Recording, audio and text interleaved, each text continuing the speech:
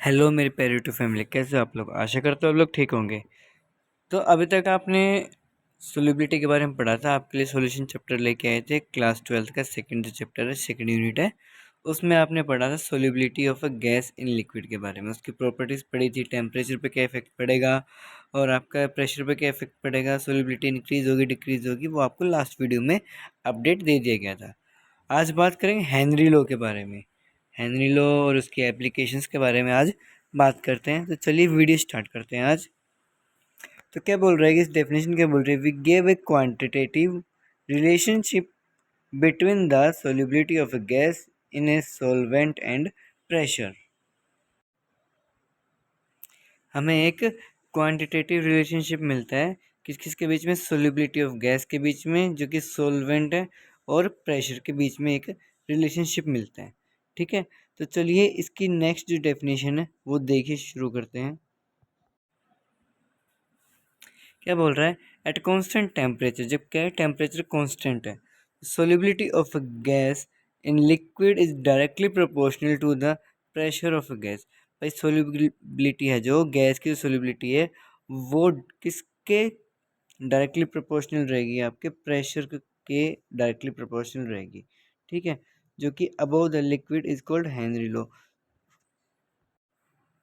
मान लीजिए कि लिक्विड दिया हुआ है, कोई सॉल्यूशन है, अपने लिक्विड है जो, उसको पर्टिकुलर टेम्परेचर पे उसके सोल्युबिलिटी है गैस की, वो लिक्विड की जो सोल्युबिलिटी है वो डायरेक्टली प्रोपोर्शनल रहेगी इसके प्रेशर ऑफ द गैस के।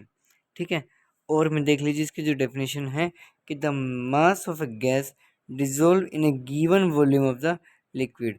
किसको डिजोल्व कर रहे हैं, एक मास है, गैस का मास है, उसको डिजोल्व कर रहे हैं given volume of a liquid. कब, एट कांस्टेंट टेम्परेचर। वो डायरेक्टली प्रोपोर्शनल रहेगा किसके, प्रेशर ऑफ गैस के, जो कि प्रेजेंट किस में है, इक्विलिब्रियम में है लिक्विड के अंदर।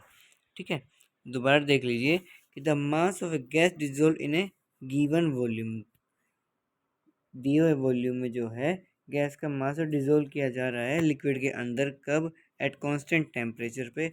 वो डायरेक्टली प्रोपोर्शनल रहेगा किसके, प्रेशर ऑफ गैस के, जो प्रेजेंट है किसके अंदर, इक्विलिब्रियम कंडीशन में, किसके साथ, लिक्विड के साथ। ठीक है, तो ये थी आपकी हेनरी लॉ की डेफिनेशन।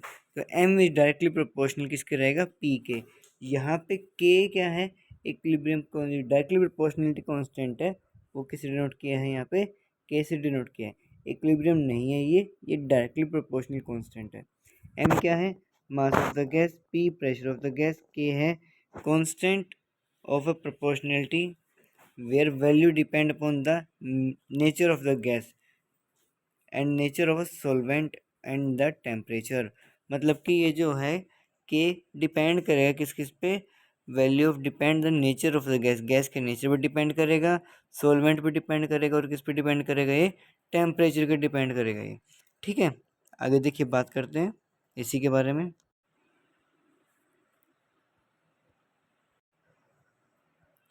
टेम्परेचर के साथ साथ देखिए अब ये इसका जो फॉर्मूला बनता है कि जो वैल्यू डिपेंड होने के बाद, if the solubility of gas in liquid express in term of mole fraction. तो किसकी फॉर्म में लिख दिया, मोल फ्रैक्शन की टर्म में लिखा गया है कि एक्स डायरेक्टली प्रोपोर्शनल क्या है किसके, पी के, जो कि पी क्या है, अपना प्रेशर ऑफ गैस है, एक्स तो अपना number of moles of gas है। यहाँ से स्मॉल एक्स की वैल्यू क्या आ जाएगी, के पी। ठीक है, के क्या है, अपना प्रोपोर्शनलिटी कांस्टेंट है, और P pressure of the gas है। यहाँ से एक चीज़ देखें तो पी की वैल्यू कितनी आएगी, के एच एक्स आ जाएगी।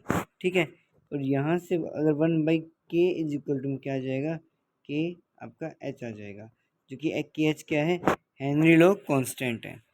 ठीक है, ये सिंपल सा डेरिवेशन था कि क्या बोल रहे, दोबारा देखिए कि एक्स डायरेक्टली प्रोपोर्शनल है किसके, पी के, प्रोपोर्शनलिटी कांस्टेंट हटाया, के से डिनोट कर दिया। यहाँ से हम अगर पी की वैल्यू निकालें तो जो के है ये किसके डिवाइड में जाएगा, एक्स के डिवाइड में। तो यहाँ से पी की वैल्यू क्या आ जाएगी, के एच एक्स। के एच क्या है यहाँ पे, हेनरी कांस्टेंट है, हेनरी लॉ कांस्टेंट है। अब इसकी लिमिटेशंस देखिए क्या बोलती है, कि लिमिटेशंस बोलती है कि इसका जो प्रेशर मस्ट भी लो, प्रेशर कैसा होना चाहिए इसका, लो होना चाहिए। Temperature must not to be low, pressure तो क्या होना चाहिए, लो होना चाहिए, लेकिन टेम्परेचर क्या है, वो लो, बिल्कुल ही लो नहीं होना चाहिए। ठीक है, थर्ड पॉइंट क्या बोल रहे हैं, गैसेज मस्ट नॉट डिसोशिएट और एसोसिएट में जो गैसेज हैं वो ना तो डिसोशिएट होनी चाहिए, ना तो मतलब ब्रेक डाउन नहीं होनी चाहिए, टूटनी नहीं चाहिए, और ना ही इसी क्या होनी चाहिए, फॉर्मेशन होनी चाहिए। ठीक है, एसोसिएट नहीं होना चाहिए, जो मॉलिक्यूल्स है वो जुड़ने भी नहीं चाहिए। ठीक है, मतलब कि नॉन रिएक्टिव एलिमेंट्स हो सकते हैं, नॉन रिएक्टिव गैस होती है, एलिमेंट्स होते हैं, वो होने चाहिए। नॉन रिएक्टिव का मतलब क्या होता है कि जो आपस में रिएक्ट ना करें। ठीक है, मतलब as it is same situation में ही वो एग्जिस्टेंस रहे उनकी, मतलब रिएक्ट ना करें एक दूसरे से। ठीक है, तो चलिए अगले टॉपिक की ओर बात करते हैं। तो चलिए ये थी आपकी लिमिटेशंस। अभी बात करते हैं एप्लीकेशंस के बारे में। तो जो फर्स्ट पॉइंट है, in the production of A carbonated beverage, production of carbonated beverage मतलब कि क्या, जैसे कि कोल्ड ड्रिंक की जो बोतल होती है उसके अंदर कार्बन डाइऑक्साइड डिजोल्व फॉर्म में रहती है। ठीक है, तो वहाँ पे क्या हो रहा है, हेनरी लो का ही यूज़ किया जा रहा है, उसी की हेल्प से जो कार्बन डाइऑक्साइड है वो अपने लिक्विड में डिजोल्व की जा रही है। ठीक है, सेकंड क्या बोल रहा है, इन डीप सी डाइविंग, जो समुद्र में जो तैराक होते हैं वहाँ पे उन हेनरी लो का कैसे यूज़ किया गया है वो देखिए, कि इन डीप सी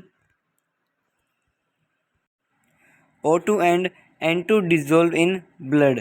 क्या होता है कि भाई ऑक्सीजन और नाइट्रोजन जो है, जो तैराक जो रहते हैं उनके ब्लड में डिजोल्व होती है when divers come up the pressure decrease and nitrogen gas involves as nitrogen gas in the form of bubbles that can be black the blood circulations.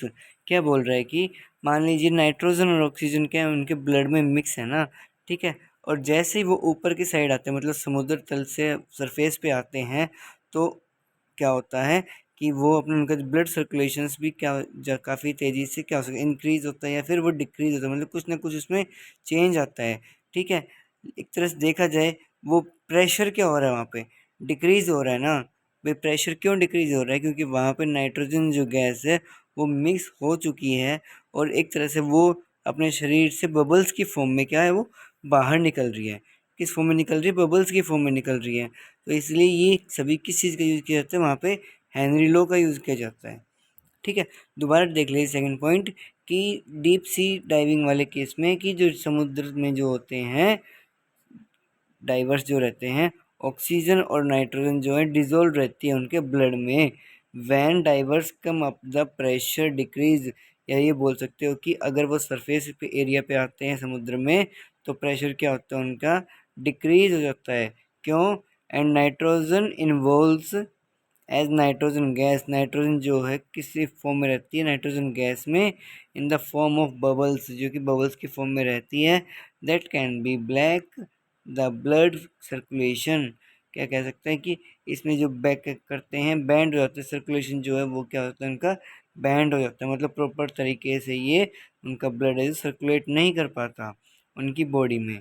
ठीक है, आगे देखिए हाई एल्टीट्यूड के बारे में क्या बोलते हैं, कि एल्टीट्यूड के बारे में अगर बात करें तो क्या करें, pressure is low so concentration of oxygen is low that make people weak and, दोबारा देख लीजिए, कि अगर उसका हाई एल्टीट्यूड है, क्या है, एल्टीट्यूड हाई है, तो pressure is low so concentration of oxygen is low. अगर प्रेशर लो है तो क्या होगा, उसकी कंसंट्रेशन क्या होगी ऑक्सीजन की, वो भी लो होगी। भाई प्रेशर ही लो है तो कंसंट्रेशन क्या होगी उसकी, लो होगी। ठीक है, that make of people weak, तो इनको लोगों क्या करता है, कमज़ोर करता है, and unable to think properly, और उनको सोचने समझने की जो क्षमता रहती है ना पूर्ण रूप से, वो भी क्या करता है, कमज़ोर करता है। आई समझ में, क्या कह रहा है कि पीपल जो हैं उनकी शरीर जो है वो कमज़ोर हो जाता है, और सोचने की समझने की जो क्षमता रहती है वो भी क्या होती है, वीक हो जाती है। क्यों, क्योंकि प्रेशर क्या है, लो कंसंट्रेशन के मामले में देखा जाए तो उनकी ऑक्सीजन की जो लेवल रहता है वो लो हो जाता है। ठीक है, आगे देखिए बात करते हैं पॉइंट्स के बारे में। अगला जो टॉपिक है, अगले टॉपिक के बारे में बताना चाहेंगे कि सब्स्टिट्यूशन सॉल्यूशन और इंटरस्टिशियल सॉल्यूशन है, जो ये आपके कल जो आने वाली वीडियोज़ में आपको करवा दिया जाएगा। अगर ये आपको वीडियो अच्छी लगी हो तो वीडियो को लाइक करें, चैनल को ज़्यादा से ज़्यादा शेयर करें ताकि हेल्पफुल लोगों के पास ये वीडियोज़ पहुँच सकें। Okay, thank you, have a nice day.